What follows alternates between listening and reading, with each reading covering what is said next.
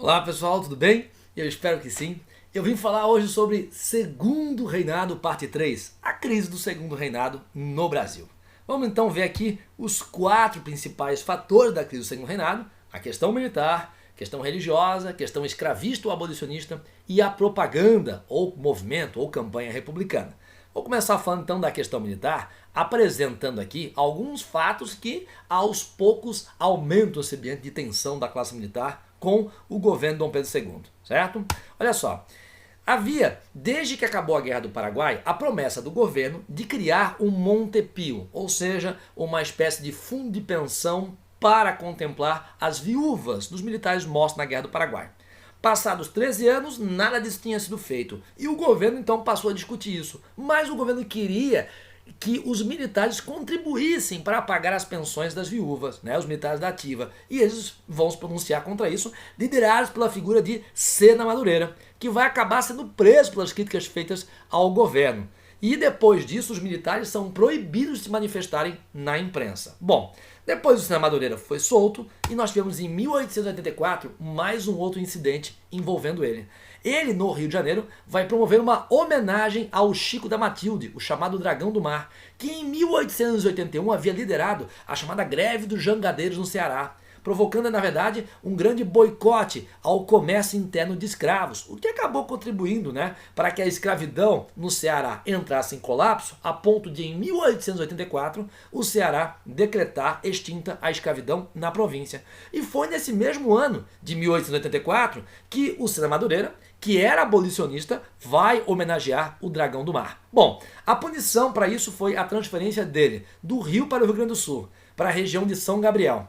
E aí ele vai, nesse momento, publicar artigos na imprensa, novamente, né, se pronunciando sobre questões como a abolição da escravidão, e ele deveria ser punido por se manifestar de novo na imprensa. O presidente de província do Rio Grande do Sul era o Marechal Deodoro da Fonseca, e Deodoro vai se recusar a punir o Sena Madureira. Então, nesse momento, Deodoro aí desponta como um ícone importante da defesa dos interesses da classe militar. Bom, em 1885, mais um incidente. Dessa vez, o coronel Cunha Matos foi preso por também se manifestar na imprensa. Ele havia denunciado um caso de corrupção no Piauí e os políticos que foram denunciados acabaram criticando ele, dizendo que a participação dele como militar na Guerra do Paraguai, né, tinha sido uma grande farsa, e ele usou a imprensa para rebater essas críticas. E por esse motivo foi preso, certo?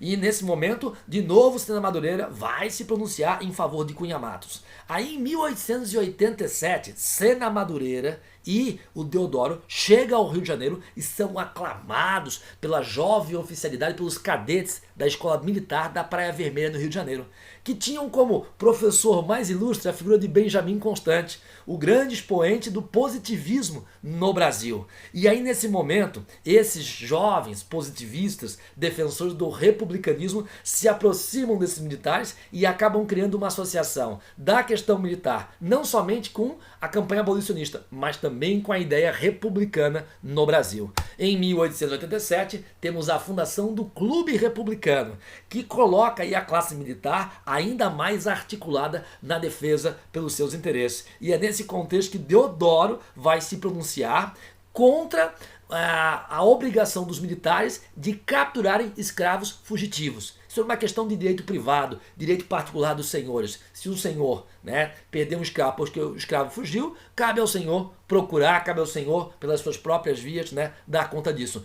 E não o exército. Cada vez mais a relação da classe militar com a monarquia ficava tensa. Bom, a gente tem aqui, na verdade, certo, um conjunto de pautas dessa classe militar contra a monarquia. Primeiro, eles não tinham direitos eleitorais. A Guarda Nacional, a GN, tinha, por exemplo. Os militares não tinham, né? Porque eram militares, a Guarda Nacional era civil. Pois então, além disso, eles também não tinham direito de se manifestar na imprensa, né? Tivemos o caso da famosa prisão do Sena Madureira e também do Cunha Matos. Também reclamavam de se submeter a alguns ministérios da guerra ocupados por civis. Imagina o que é um militar de 40 anos de carreira, né, ter que submeter a um civil que nunca frequentou caserna, nunca frequentou quartel. Era visto como uma humilhação. E tem também a questão aqui das pensões prometidas às viúvas dos heróis da guerra e que acabaram não sendo pagas. Muito bem, nós temos ainda a questão religiosa. O Papa Pio IX vai assinar em 1864 a Bula Syllabus. Esse Papa condenava o liberalismo e por isso condenava a maçonaria, que era uma instituição, né, com cores ideológicas claramente liberais na época. Ainda mais porque esse movimento teve muita força no movimento de 1848, que tentou fundar uma república em Roma, que era território da igreja. E aí depois de assinada a Bula Syllabus, lá em 1870 é concluída a unificação italiana e a Itália vai tomar vários estados da igreja, inclusive vai transformar Roma, que era da igreja, em capital da Itália. A igreja vai ter direito a um espaço pequeno que é o Vaticano. O Papa Pio IX vai se dizer, né, um prisioneiro dentro do Vaticano. E aí, a partir de 1870, né, essa proibição do clero de participar da maçonaria por ser uma instituição liberal, por ser coisa do diabo, essa proibição passa a ser mais enfática. E no Brasil, o Papa Pio IX vai ter a adesão de dois bispos. O bispo de Olinda, em Pernambuco, e o bispo de Belém, no Grão-Pará. E aí, isso tinha um problema no Brasil, porque o grão-mestre da maçonaria era o Dom Pedro II. Através da maçonaria, o Dom Pedro liderava, por exemplo, liberais e conservadores, monarquistas e republicanos, abolicionistas e escravocratas. Ou seja, gente das mais diversas bandeiras políticas, né? Então a maçonaria era um importante instrumento de controle político do imperador. Ele não iria permitir que se perseguisse clérigos que participassem da maçonaria. Então ele vai, através do beneplácito, previsto pela Constituição de 1824, colocava a igreja submetida ao imperador, ele vai rejeitar a Bula Syllabus. Ou seja, ele vai dizer o seguinte, ó, no Brasil, os clérigos católicos estão proibidos de cumprirem a Bula Syllabus. Não quero ninguém perseguindo, nem excomungando, certo, das suas irmandades religiosas, pessoas porque pertencem à maçonaria. Mas aí os bispos de Olinda e Belém vão cumprir, certo, a Bula Syllabus e vão expulsar, vão excomungar, sim, de irmandades religiosas integrantes da maçonaria. O imperador vai mandar prender os dois bispos. Bom, a situação, né, vai ficar tensa. Temos aqui então uma relação estremecida entre a igreja e a monarquia. Pessoal, naquela época, o Brasil tinha mais igrejas do que escolas, tinha mais igrejas do que redações de jornal.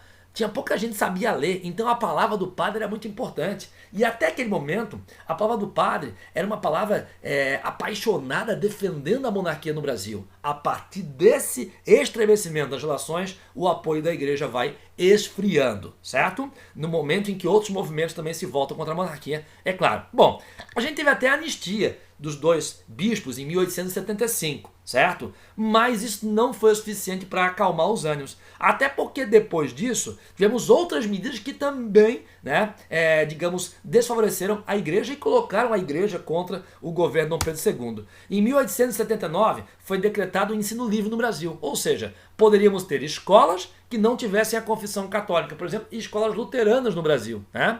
E a Lei Saraiva, que é uma reforma eleitoral em 1881, vai permitir o voto de não católicos. E isso enfraquece, obviamente, né, a influência da Igreja Católica no Brasil e estremece as relações. E com isso Dom Pedro perde o importante apoio dessa instituição, né, tão influente no Brasil.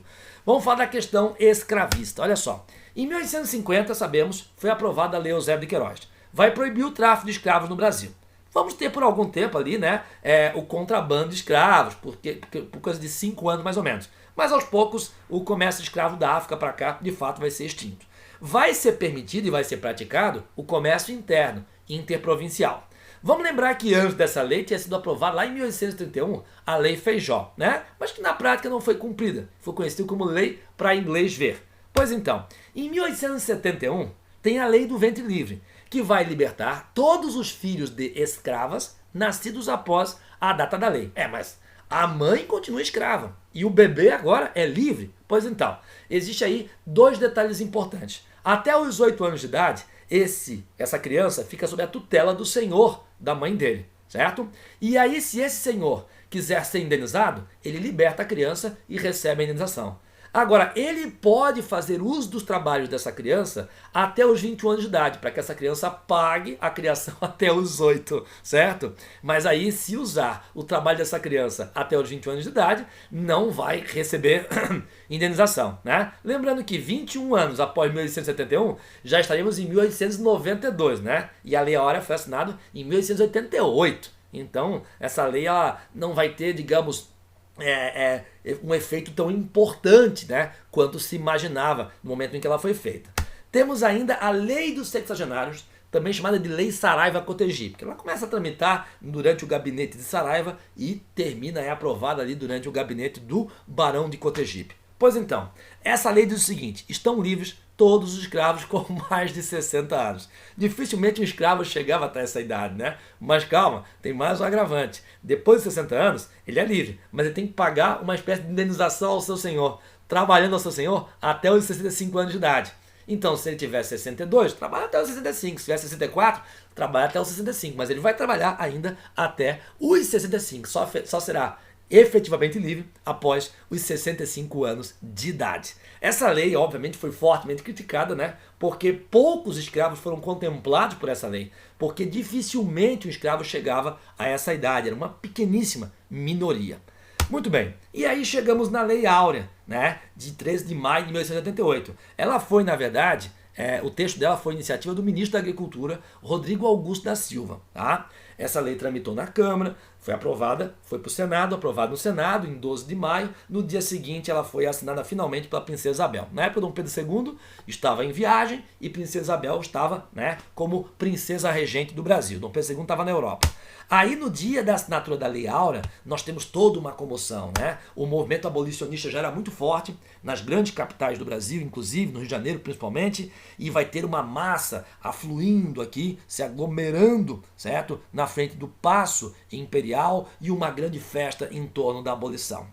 Mas essa abolição traz um problema. Não é só o fato aqui dos escravos não serem inseridos no mercado de trabalho, na sociedade do trabalho. Isso é uma obviedade no campo da historiografia, né? E as consequências disso, as consequências terríveis disso, obviamente nós conhecemos. Mas o ponto que afeta a monarquia aqui é o fato dessa libertação dos escravos não indenizar os senhores. E isso vai levar muitos escravocratas, uma base importante de sustentação da política do Império, a retirarem o seu apoio à monarquia. Muitos deles aderem à campanha republicana. No dia seguinte, são chamados republicanos de 14 de maio. E claro que nos dias seguintes, nas semanas seguintes, nos meses seguintes, novos, né, escravocratas foram também apoiando a república e se distanciando da monarquia. A monarquia ia se esvaziando cada vez mais. Foi nesse contexto de enfraquecimento da monarquia que a campanha republicana foi tomando força. Mas antes de eu explicar para vocês que a Lei Áurea não é só, né,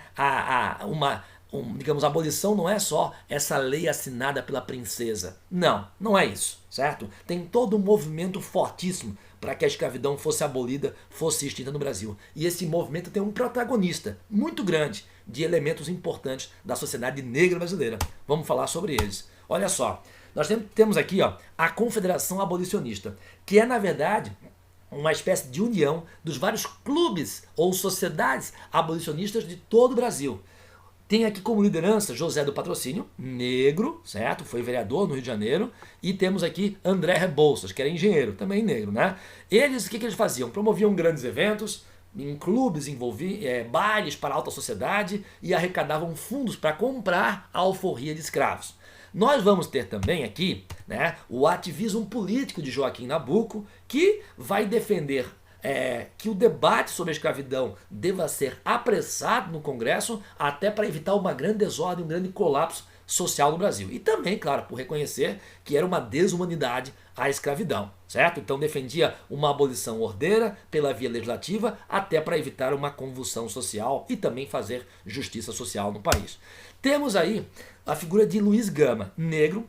A mãe dele, certo? Luísa Maim, participou da Revolta dos Malês. E esse camarada foi um grande poeta e também um advogado autodidata. Ele não era bacharel em direito, mas podia advogar, isso era permitido. Ele era o que chamava de rábula. E através dos seus conhecimentos, né, adquiridos de maneira autodidata, ele vai defender vários escravos em ações de pedido de alforria. E adivinha baseado em qual argumento? Na Lei Feijó. Aquela lei que dizem que ficou para inglês ver e que muita gente acredita que não teve efeito nenhum no Brasil, teve sim. Foi com base na Lei Feijó de 1831, que proibia a vinda de escravos da África para cá, que Luiz Gama conseguiu libertar mais de 500 escravos em ações judiciais, alegando que esses escravos vieram para o Brasil depois de 1861, vieram ilegalmente e por isso deveriam ter a alforria decretada, porque a escravidão deles era ilegal. certo? Muito bem, então entendam aí que essa lei Feijó tem sim a sua importância, por conta do uso dela para esses processos judiciais. Temos também as fugas de escravos estimuladas por grupos organizados. Por exemplo, os caifazes, que vão atuar na região de São Paulo, certo? Liderados pela figura de Antônio Bento. Antônio Bento que organizava um grupo armado, que invadia fazendas, libertava esses escravos e promovia a fuga desses escravos para o Ceará.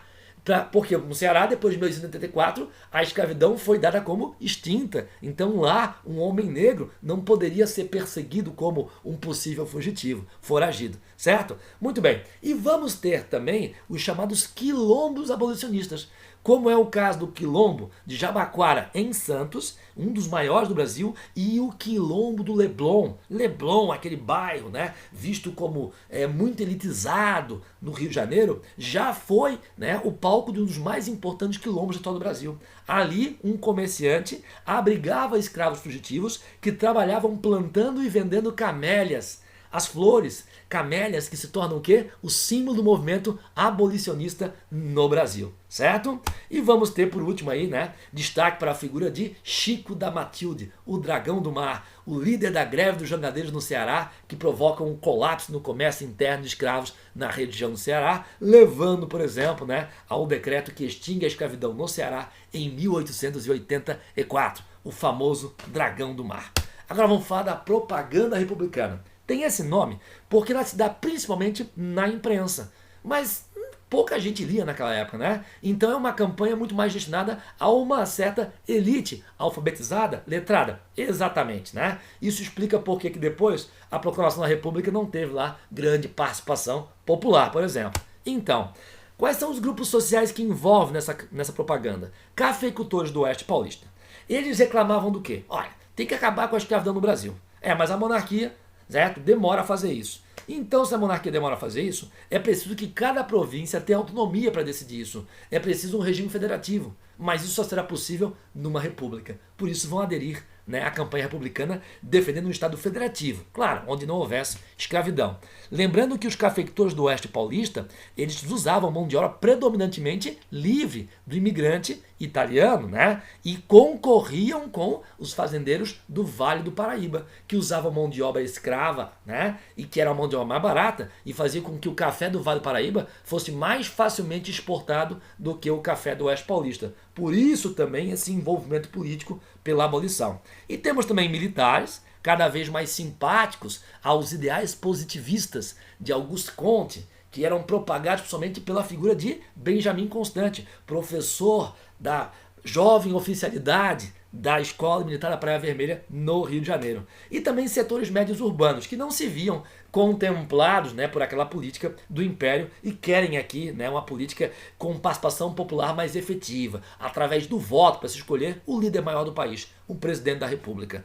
Nós vamos ter aqui esse movimento começando a partir de 1870. Tá? Em 1869, houve uma ruptura no Partido Liberal. Em 1868, o Partido Liberal cai ali o chamado Gabinete Zacarias. Em 69, uma ala do Partido Liberal, né, rompe com o partido e funda o Partido Radical. No ano seguinte, 1870, eles lançam o Manifesto Republicano. E nisso temos o protagonismo de Quintino Bocaiúva, que é o principal redator desse manifesto, e Saldanha Marinho. Eles vão defender uma república através de um Estado federativo, com autonomia às unidades, né, da federação, o sufrágio universal masculino, acabando com o voto censitário, a mulher não, o voto feminino não está em pauta aqui, e também o Estado laico, né? Eles também, 3 anos depois, levam esse movimento para o Oeste Paulista com mais força. É aí que teremos a adesão mais forte dos cafeicultores do Oeste Paulista, na chamada Convenção de Itu, de 1873, que vai resultar na fundação do Partido Republicano no Brasil, certo? Em São Paulo. Muito bem, interior de São Paulo. Aí a gente tem aqui, ó, os diferentes projetos de república. Havia os defensores de uma república mais liberal. Eram os cafeicultores do Oeste Paulista. Eles não queriam participação popular, eles não queriam revolução. Eles queriam o quê? Após a morte de Dom Pedro II, vamos fazer uma reforma constitucional para mudar o regime de monarquia para a república. Chegava a falar na possibilidade de um plebiscito para decidir se a população queria isso ou não. Que população? Aqueles que votam, voto censitário. Ou seja, eles não incluíam os mais pobres nesse processo de transformação. Temos aí a República Positivista, defendida fortemente pelos militares, né? Defende aí um Estado tecnocrata, onde as elites detentoras do saber científico deveriam conduzir o governo do país rumo ao progresso, em aliança com a classe militar, para impor o cumprimento da lei, para impor a ordem. Por isso seria um Estado fortemente centralizado nas mãos de uma elite militar e tecnocrata. E também por isso um caráter, né, relativamente autoritário. Agora tinham aqueles, como o advogado Silva Jardim, o ativista popular Lopes Trovão, que defendiam a mobilização das classes populares para derrubar a monarquia no Brasil e fundar uma república com participação popular e com um governo voltado aos interesses das classes populares. Esses são, então, os 4 principais fatores da crise do segundo reinado no Brasil, certo? A questão militar, a questão religiosa, a questão abolicionista e a propaganda republicana.